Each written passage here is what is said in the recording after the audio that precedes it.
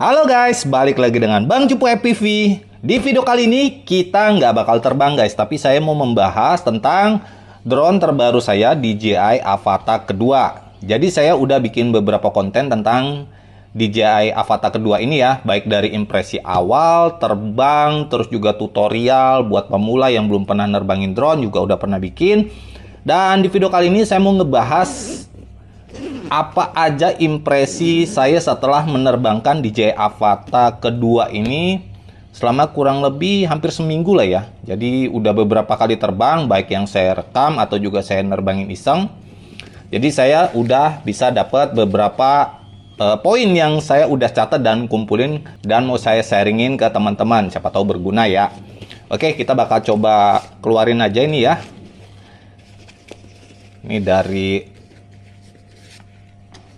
remote controller ketiga, charging hub, sama drone-nya. Untuk motion controller ketiganya saya masukin ke box sih, karena saya nggak pernah pakai. Saya lebih nyaman pakai remote tradisional kayak gini guys. Oke, saya bakal bahas dulu dari kekurangannya. Oke, kita ngomongin yang jelek-jelek dulu ya guys. Ya nggak jelek sih, kekurangan yang menurut saya agak kurang gitulah ya, nggak jelek sih. Oke, yang pertama dari sisi drone-nya dulu guys. Yang pertama itu yang pasti adalah ringkih guys. Jadi waktu di impresi awal saya udah pernah bilang kalau kayaknya ini dari prop guard-nya ini kopong dalamnya guys. Dan saya nggak yakin kalau prop guard-nya ini bisa tahan banting kalau misalnya crash ya. Dan setelah dilihat di beberapa konten dan juga forum itu ternyata udah banyak yang ngepost nge-crash dan nggak terlalu parah, tapi prop guard-nya itu sampai patah, bahkan ada yang dari ininya rangkanya juga patah, motornya copot. Jadi untuk durability-nya ini emang nggak terlalu bagus guys. Ini udah kebaca sih di awal ketika saya buka, kok ini kayak kopong ya. Beda banget sama DJI Avata pertama yang itu bener-bener kebo tahan banting guys.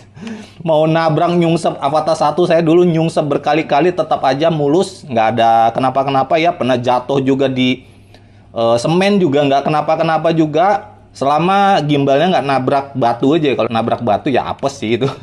Tapi saya pasangin protektor juga di sini dulu Avata 1 saya ya. Oke, jadi kekurangan pertamanya itu dia ringkih, dan ini dia sistemnya pakai unibody ya. Saya udah pernah ngeliat itu ada yang ngebongkar.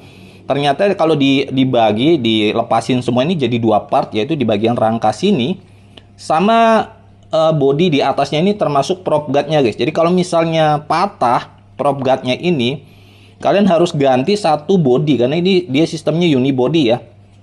Yang kepisah ini cuman di rangkanya sini guys, rangka bawahnya. Untuk yang atasnya ini sampai dalam itu benar-benar jadi satu. Jadi kalau misalnya mau ganti itu bakal ganti semuanya. Dan sampai saat video ini dibuat itu suku cadangnya belum ada guys. Jadi kalau kalian mau beli DJI Avata kedua dengan style terbang kalian yang freestyler, suka ugal-ugalan, mending jangan deh guys, karena kalau mau repair juga agak susah ini. Sedangkan kalau untuk terbangnya, awalnya saya kira ini dia pakai 3,5 inch ya. Ternyata setelah saya lihat propellernya ini dia pakai 3 inch guys. Jadi mirip sama Avata yang pertama sebenarnya ya. Ini adalah propeller Cinebot 30 saya dulu, drone 3 inch. Dan kalau kita sandingin di sini ternyata emang 3 inch dia pakainya, sama persis guys. Tuh ya. Jadi emang untuk wheelbase-nya dia setara sama 3,5 inch, tapi untuk propellernya dia pakai 3 inch. Makanya ketika kita terbangin, karena ini drone-nya propellernya 3 inch, terus juga baterainya pakai 4S, ketika kita terbangin ngelawan angin, itu lumayan kerasa guys. Dia lumayan kerasa ya. Makanya kemarin beberapa waktu yang lalu di video saya sempat bilang ini kalau ngelawan angin kayaknya lebih enak pakai Cinebot 30 punya saya sih, karena emang itu drone 6S walaupun dia pakai propellernya 3 inch. Nah itu untuk drone-nya kurang lebih itu sih kalau yang saya kurang srek ya. Moga-moga kedepannya nanti ada kali ya third party-nya, frame custom gitu yang lebih bagus. Karena sayang banget jeroannya bagus tapi untuk frame-nya dia agak ringkih guys. Oke, sekarang kita bakal lanjut ke Googles-nya. Ini Googles DJI Googles ketiga. Yang pasti sekarang itu kekurangannya itu dia cuman kompatibel untuk DJI Avata kedua. Sampai saat video ini dibikin ya, dia cuman kompatibel sama DJI Avata kedua sama drone aerial kalau nggak salah DJI Mini 4 Pro sama DJI Air 3 kalau nggak salah ya. Jadi cuma 3 drone aja. Sedangkan untuk Air Unit O3 dan juga DJI Avata pertama itu dia belum support. Nah, nggak tahu kedepannya bakal dikasih updatean firmware atau enggak. Ya, kita berharap dikasih ya. Karena kalau dikasih ya untuk pengguna O3 bisa pakai Google yang ini guys. Itu dari sisi kompatibilitasnya ya. Sedangkan untuk dari build quality-nya, nggak tahu kenapa saya ngerasa build quality-nya saya lebih mantap di Google saya yang sebelumnya ya. Jadi ini adalah Google saya, DJI Google 2. Ini kayaknya lebih mantap aja sih. Nggak tahu perasaan saya atau emang kayak gitu ya. Karena kalau dilihat dari sisi harganya, waktu launching itu paketan Avata 1 dengan DJI Google kedua ini saya dulu beli di harga kurang lebih 20 jutaan ya, 21 atau 22 juta saya lupa. Dan beda banget dengan paketan ini full combo cuma 16 juta. Jadi emang mungkin dari segi build quality-nya juga material yang dipakai juga dia lebih di bawah guys. Gitu sih. Terus saya udah pernah bilang ini kita nggak dapet bawaannya ini kayak penutup cover ya. Ini sangat penting sih menurut saya karena kalau untuk kita bawa itu kalau nggak dilindungin gini, wah kena lensanya itu bisa gawat guys, kegores gitu. Wah, kalau misalnya mau dijual lagi ya susah itu ya. Kalau diganti juga nggak tahu bisa diganti atau enggak ya, itu pastinya. Terus yang selanjutnya baterainya nggak bisa diganti karena dia mengadopsi DJI Integra yang dia jadi konde di belakang gini. Dia nggak bisa diganti nih kalau misalnya udah udah soak gitu. Saya nggak tahu sih bisa diganti atau enggak. Tapi yang pasti nggak semudah DJI Google ini ya, karena kita tinggal beli baterainya aja, tinggal dibeliin konektor pendek gini, udah deh kita bisa pakai lagi. Terus selanjutnya FOV-nya lebih kecil ya.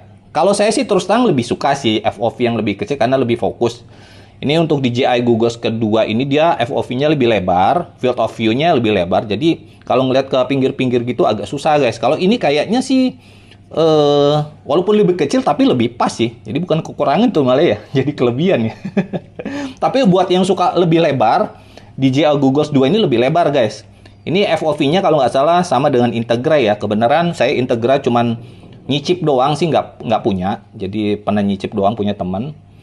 Tapi ya FOV-nya lebih nyaman aja di mata dibandingkan dengan Google 2 walaupun bagi sebagian orang lebih suka yang lebih lebar pastinya ya. Terus selanjutnya adalah kamera di depan ini guys. Tambahan kamera di depan ini menurut saya itu cuman gimmick dan nggak guna guys. Sampai beberapa kali penerbangan saya nggak pernah pakai kamera depan ini. Kenapa? Karena dia field of view-nya itu sempit banget guys. Bukan yang bener-bener ultra wide yang kita kayak action cam bisa ngelihat semua gitu ya. Jadi kayak sempit banget lah. Jadi kayak kita ngintip gitu jadinya ya.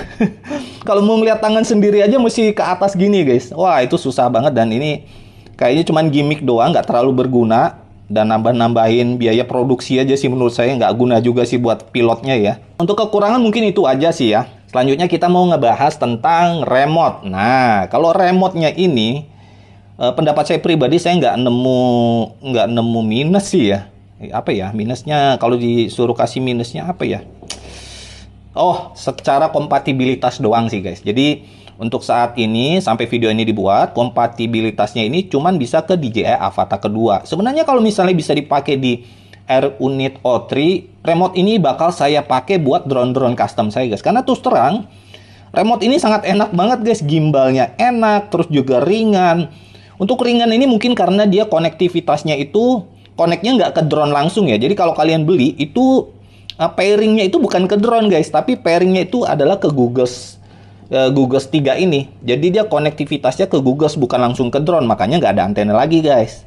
Gitu, makanya mungkin karena komponennya berkurang, remote-nya juga jadi lebih ringan. Dan ini enak banget dibawa kemana-mana kalau yang suka traveling.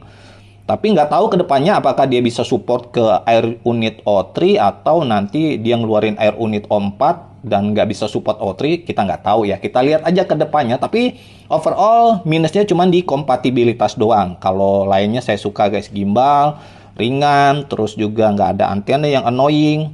Ya pokoknya saya suka guys. Oke, ini untuk yang remote. Terus kita bakal lanjut ke kelebihannya mungkin ya. Kita bahas kelebihannya dulu deh.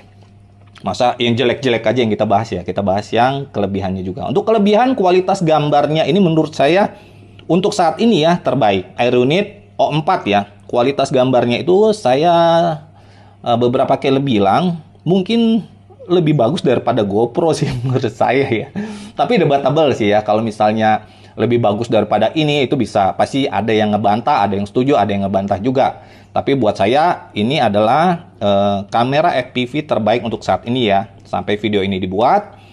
Terus juga settingan pabrikannya enak banget. Dipakai buat terbang sinematik itu enak. Saya nggak perlu ganti-ganti red, segala macam itu bener-bener open box, terbangin, enak. Bener-bener enak dan sinematik. Cocok banget sama karakter terbang saya yang nggak suka ugal-ugalan ya. Selanjutnya juga dia suaranya silent. Itu salah satu alasan yang bikin saya beli drone ini ya.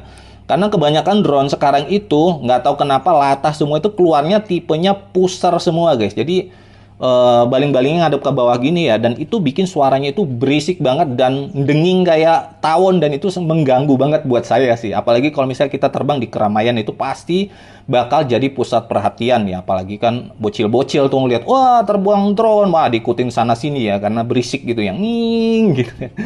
Nah, DJI Avata kedua ini dia ngelawan arus ya. Kalau yang drone-drone baru dia tipe pusar semua, untuk whoop-nya dia ngeluarin yang puller lagi. Moga-moga nanti drone custom pabrikan juga balik lagi ke tipe puller ya. Karena menurut saya whoop kayak gini ya, yang terbang di keramaian itu harusnya dia suaranya emang silent sih, bukan yang distracting. Apalagi kalau misalnya kita mau liputan apa, misalnya ada job wedding gitu, kita terbangin drone tipe pusar yang bunyinya kayak lebah, itu kan mengganggu banget ya. Sedangkan drone ini karena dia tipenya puller, dia lebih silent. Di sini juga ditulis ya 81 dB ya. Jadi emang silent banget, mirip sama drone aerial pastinya. Selanjutnya juga kita mau ngebahas flight time-nya maksimal ya untuk kelas drone FPV. Jadi flight time-nya itu di atas 10 menit. Yang pasti ya, ada yang bilang sampai 18 menit, ada yang bisa 20 menit. Yang jelas flight time-nya itu jauh di atas kebanyakan drone custom. Kayak gini ya. Ini saya punya drone custom. Ini Pavo 20. Ini terbang paling ya maksimal 6 menit lah. 6 menit udah nge-push ngos-ngosan mesti landing ya. Jadi cocok banget. DJI Avata ini buat kalian yang ngejob dan butuh terbang lumayan lama, jadi nggak sering-sering turun buat ganti baterai guys. Nah, flight time-nya itu maksimal. Kalau drone custom gini, kalian bisa nge-push, tapi harus pakai baterai Li-ion. Yang mana kalau kalian pakai baterai Li-ion, itu manuvernya pastinya lemot, nggak seenak Avata ini. Jadi Avata ini dia pakai baterainya tipenya Li-ion, tapi untuk tenaganya bisa dibilang ya mendekati LiPo guys. Walaupun ya pasti lebih kenceng LiPo, tapi yang mendekati lah, nggak selemot ketika kalian nerbangin drone custom yang pakai baterai Li-ion. Itu sih. Jadi cocok banget buat job. Dan itu dari sisi drone. Kita bakal bahas dari sisi googles-nya. Kalau kelebihan googles-nya, terus terang saya nyaman pakai googles ini. Walaupun banyak yang bilang ini nggak firm lah di muka, tapi nggak tahu kenapa dia lebih nyaman. Walaupun kadang-kadang nggak tahu kenapa lensanya itu suka kena kelopak mata saya, yang bikin jadi minyak ya. Nggak tahu, mungkin terlalu dekat sama mata atau saya makainya gimana, nggak tahu kenapa dia lebih sering kena minyak daripada ketika saya pakai Googles 2 ini ya. Mungkin karena kalau Googles 2 ini dia di sininya lebih jauh kali ya jaraknya ya. Sedangkan di sini kan dia pakai bahan yang kayak soft gini ya. Jadi nggak nempel gitu, bener-bener halus, tapi ya kena muka lembut. Konsekuensinya lensanya jadi suka kena kulit yang bikin jadi minyak guys. Gitu. Terus yang pasti range-nya lebih jauh karena ini teknologinya baru. Walaupun saya nggak ngetes juga buat long range. Saya bukan pilot long range, jadi terbang ya sejauh-jauhnya ya paling maksimal 1-2 kilo udah cukup sih.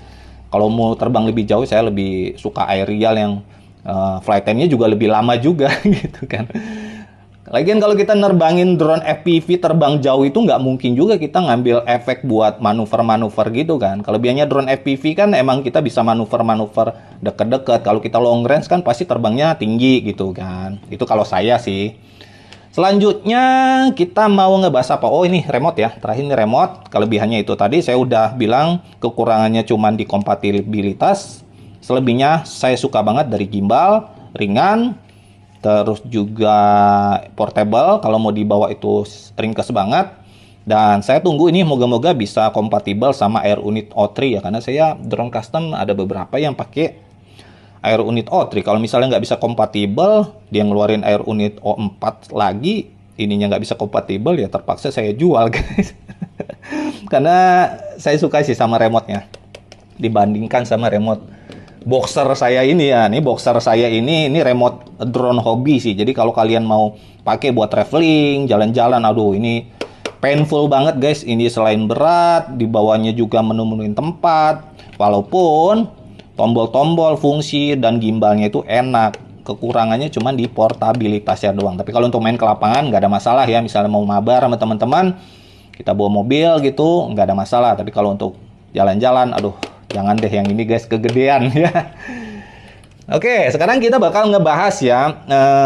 Saya mau ngasih rekomendasi buat teman-teman. Jangan beli DJI Avata kedua ini kalau kalian itu adalah pemula, tapi mau belajar nerbangin mode manual. Maksudnya gimana? Jadi kalian itu sama sekali nggak punya pengalaman nerbangin drone FPV mode manual. Tapi kalian mau nerbangin, sekedar nerbangin nggak apa-apa. Cuman pakai motion controller gitu kan, nggak jatuh. Tapi kalau kalian pemula mau belajar mode manual, jangan beli drone ini. Jangan beli guys, karena kalau nge-crash, patah, kalian pusing guys.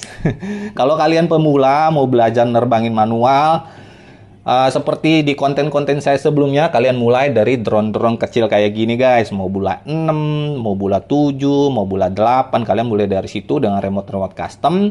Jadi kalau nge-crash itu tidak boncos, apalagi kalau kalian belinya pakai pay later guys. Waduh, makin pusing guys jadinya guys. Jadi jangan beli ya, kalau pemula mau belajar nerbangin manual, jangan beli drone ini. Rekomendasi saya malah beli DJI Avata 1 aja kalau kalian mau beli yang sepaket, nggak mau pusing, nggak mau rakitan, beli DJI 1 aja, karena itu lebih tahan banting. Saya udah pernah coba nyungsep berkali-kali, nggak apa-apa, itu tahan banting badak banget itu drone ya. Yang kedua, freestyler. Buat apa ya? Saya yakin kalau kalian pilot freestyler nggak mungkin lah beli ini. Ngapain juga freestyler beli ini, kecuali kalian kolektor ya. Pengen lagi hype beli ini, koleksi, duit lagi nganggur, beli aja gitu ya. Nggak apa-apa sih ya. Tapi kalau untuk freestyler kayaknya nggak cocok deh. Karena kalau nyungsep, nggak tahu kalian di mana ya servisnya, nggak bisa servis sendiri karena bodinya nggak tahu belinya di mana ya. Pastinya pusing nantinya ya. Terus jangan beli kalau kalian punya DJI Avata pertama. Saya nggak rekomendasiin kalian upgrade. Misalnya kalian sekarang udah punya DJI Avata pertama, terus karena hype, wah DJI Avata kedua bagus nih, terus kalian jadi kepengen. Menurut saya untuk saat ini jangan beli dulu. Kenapa? Karena kompatibilitasnya yang pasti ya, ini masih closed system. Untuk Google dan juga remote-nya itu cuma spesifik ke sini. Jadi Google sekalian nggak bisa dipakai, DJI FPV controller kedua kalian juga nggak bisa kepake. Jadi kalian harus beli satu paket nih minimal yang 13 juta ya. Saran saya kalau kalian beli baru berapa bulan itu nikmatin aja pakai DJI Avata yang pertama. Itu udah cukup banget sih. Nggak terlalu beda, dan paling kalian harus nerima aja kalau suaranya lebih berisik dan ada manuver yang bisa tumble kayak gitu ya. Sekarang siapa yang cocok beli drone DJI Avata kedua ini? Yang pasti kalau kalian udah punya pengalaman nerbangin drone FPV, kalian mau kualitas gambar terbaik tanpa harus gendong action cam, dan kalian bukan freestyler, kalian cocok banget beli ini. Ini drone nerbanginnya begitu out of the box itu bener-bener udah enak, settingannya udah enak, buat ngambil footage sinematik enak, terus juga hasilnya juga bagus. Selanjutnya untuk pemula yang mau nerbangin drone tapi cuman pakai motion controller. Jadi kebalikan sama yang sebelumnya ya. Kalian jangan beli kalau kalian pemula tapi mau belajar manual pakai remote. Wah jangan, karena itu resikonya nabrak. Kemungkinan besar kalau nabrak drone kalian nggak selamat ya. Beda banget sama Avata yang pertama yang lebih tahan banting. Selanjutnya cocok banget buat traveler. Traveler yang udah biasa nerbangin drone juga yang pasti ya. Yang udah bisa nerbangin mode manual, itu cocok banget. Karena ringkes guys, satu tas kayak gini udah bisa ngebawa semua. Beda banget kalau kalian pakai drone custom buat travel tuh kayak gitu ya, remote, terus bawa drone-nya juga, terus juga ini ada mesin lipo bag, terus lagi chargernya. Wah ruwet guys kalau pakai Avata ini. Satu tas udah semua, ngecasnya tinggal pakai charger handphone kalian juga bisa guys. nggak perlu pakai lipo, dan flight time-nya juga maksimal pastinya. Selanjutnya yang cocok adalah kalian yang suka koleksi teknologi baru ya pastinya. Punya budget, pengen, wah drone baru ini hype, ya udah beli aja, nggak masalah gitu. Tapi jangan pakai pay later guys, pay later nanti pusing guys kalau nyungsep patah gitu. Waduh, belum lunas sudah rusak guys. Ya udah, mungkin sampai di sini aja ya impresi kedua saya nerbangin DJI Avata kedua setelah seminggu pakai. Semoga aja membantu buat teman-teman. Dan kalau kalian ngerasa video kali ini bermanfaat, pastikan pencet tombol like video ini untuk support channel saya berkembang lagi lebih lanjut. Dan jangan lupa subscribe juga buat teman-teman untuk konten-konten kayak gini di video selanjutnya. Thank you banget dan nonton sampai akhir. Kita ketemu lagi di video selanjutnya bareng Bang Cupu FPV. Bye!